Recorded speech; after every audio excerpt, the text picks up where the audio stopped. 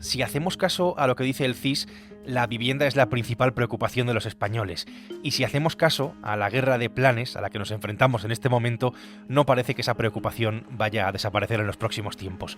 Un problema que es de alquiler, pero que también es de compra y que afecta especialmente a los más jóvenes. No hay oferta, no hay suelo sobre el que construir y la solución, pues, cada vez está más lejos. Soy Javier Atard y hoy es martes, es 14 de enero. El Mundo al Día, un podcast del Mundo.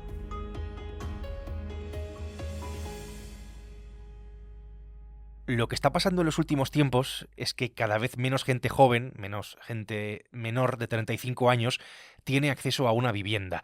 Y esto ocurre, paradójicamente, además, cuando los más mayores, jubilados, han ido acumulando más viviendas en propiedad.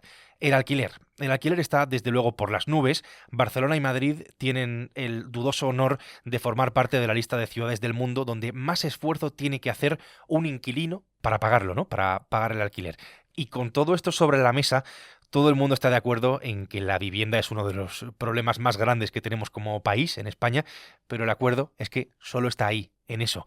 Brilla por su ausencia en cómo atajar ese problema, en las soluciones y en todo lo que se puede hacer para combatirlo. No hubo, sencilla y llanamente, una política pública de vivienda.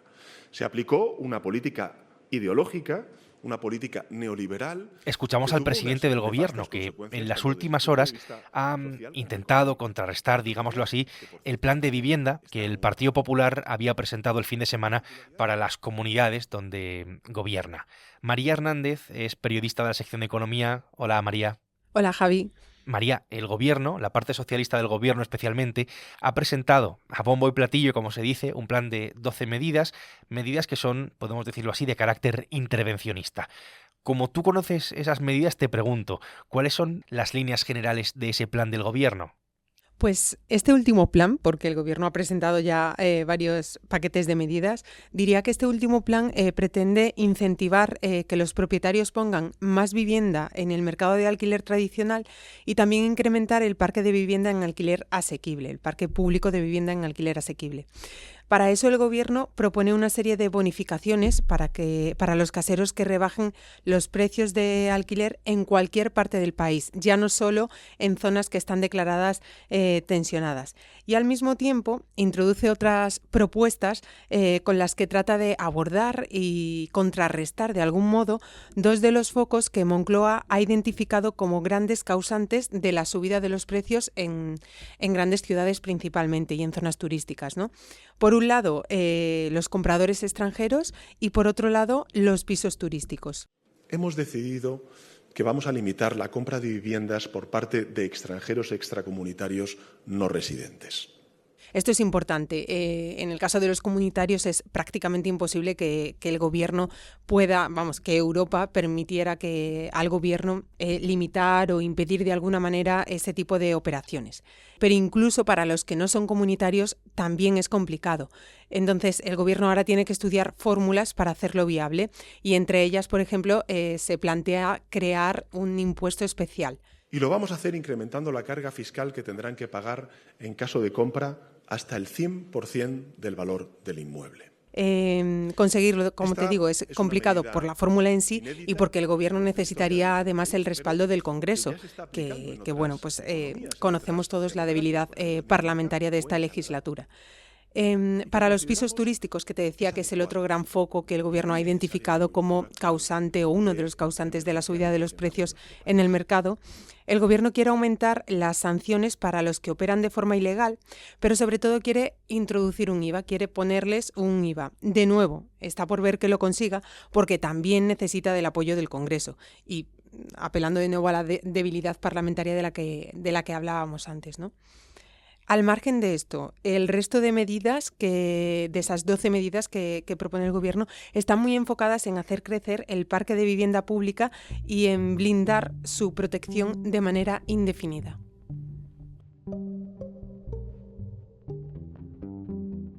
En el radar del gobierno, como vemos, están las viviendas vacías, está esa apuesta todo a la vivienda pública. Están los extranjeros que compran casas, que son 1 de cada 5 operaciones y que quiere gravarlas al 100%, ahí es nada. Y está la guerra total contra los pisos turísticos. Por cierto, un plan de viviendas sin más viviendas y que viene a corregir más o menos su propia ley con ayudas a los caseros, pero sin medidas para liberar suelo y tampoco para construir. Queridos amigos, la vivienda es un grave problema en España. Evidentemente le hemos dedicado más tiempo a este problema, porque todos sabemos que España vive una situación crítica en este ámbito. Lo saben las familias, sobre todo los jóvenes. Precisamente por ese lado va el plan del Partido Popular, un plan para sus comunidades en las que residen 6 de cada 10 españoles y hasta donde le dejen sus competencias, por supuesto. Ese plan, en resumen, se centra en que los jóvenes puedan acceder a la vivienda y lo hace a través de las bajadas de impuestos. Rebaja, por ejemplo, del ITP, que es el impuesto de transmisiones patrimoniales, es el que grava la compra de viviendas de segunda mano, que suponen 4/5 partes del mercado en este momento. Las comunidades del PP lo rebajarían hasta el 4% y aquí hay que tener en cuenta que en muchas comunidades, y aquí por supuesto hay que tener en cuenta que en muchas comunidades es del 10% sobre el valor total de la vivienda. Tenemos también en ese plan deducciones en el IRPF, en la parte, claro, autonómica, para quien compra, para quien alquila y para quien pone en alquiler su vivienda. Una rebaja de impuestos. Para bajar de impuestos podamos asumir con un poco más de facilidad un alquiler o una compra de vivienda. Otra de las claves de ese plan es abrir la mano con el suelo para que haya más suelo disponible, por supuesto, y avales a la entrada. Quieren facilitar el acceso a la hipoteca a los menores de 40 años, esto es importante, para la compra de su primera vivienda. Avales para alcanzar la totalidad, el 100% de la cantidad del precio de esa vivienda. Y aquí tenemos que recordar que ahora mismo hay un problema porque para lograr un crédito hay que tener alrededor del 20% ahorrado, tenerlo en el banco. También prevé ese plan un seguro en caso de impago para eliminar ese miedo creciente a la inquiocupación. Este es más o menos un resumen, ¿no?, con estas medidas. Como vemos, María, has explicado por dónde van las medidas del Partido Socialista. Estas son las del Partido Popular. Son propuestas, digamos, totalmente antagónicas, van en sentido contrario. Hablamos de dos modelos totalmente enfrentados. Sí, yo también diría que son, en esencia, planes totalmente distintos. El gobierno plantea medidas intervencionistas y mayor regulación, mientras que el PP propone liberación y desregulación. El gobierno plantea impuestos y bonificaciones para tratar de incentivar a los propietarios, mientras que el PP apuesta por rebajas fiscales. Coinciden los dos, aparte de la falta de concreción y de detalle de las medidas, en que falta oferta, ¿no? Identifican que este es uno de los problemas que tenemos en España. Pero mientras el Partido Popular quiere liberalizar más suelo y fomentar la construcción de nuevo producto, el PSOE, en el PSOE y en el Gobierno temen que se repitan algunas prácticas que desembocaron en la burbuja de 2008 y ponen todos sus recursos en potenciar el parque público de vivienda. Y aquí es donde identificamos también, aquí en El Mundo, y lo contamos hoy, una de las debilidades que vemos en este último paquete, ¿no? Que es que plantea las medidas, o sea, lo hace con producto que ya existe. Es decir, es un poco contrasentido lanzar un plan de vivienda sin proponer formas de crear nuevas viviendas.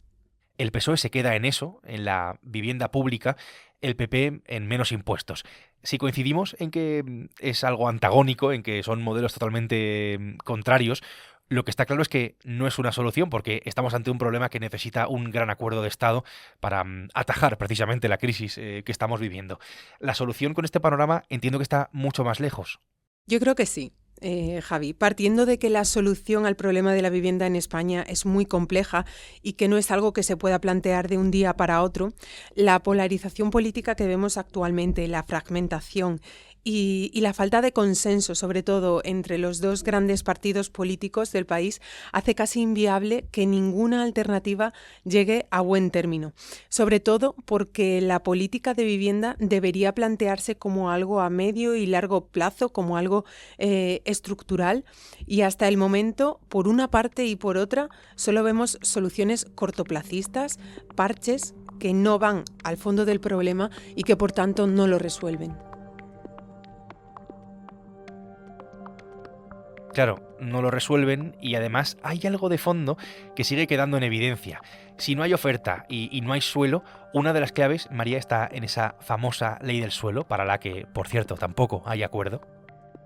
Sí, es uno de los puntos clave y donde en el sector hay más presión para que PSOE y PP se pongan de acuerdo, ¿no?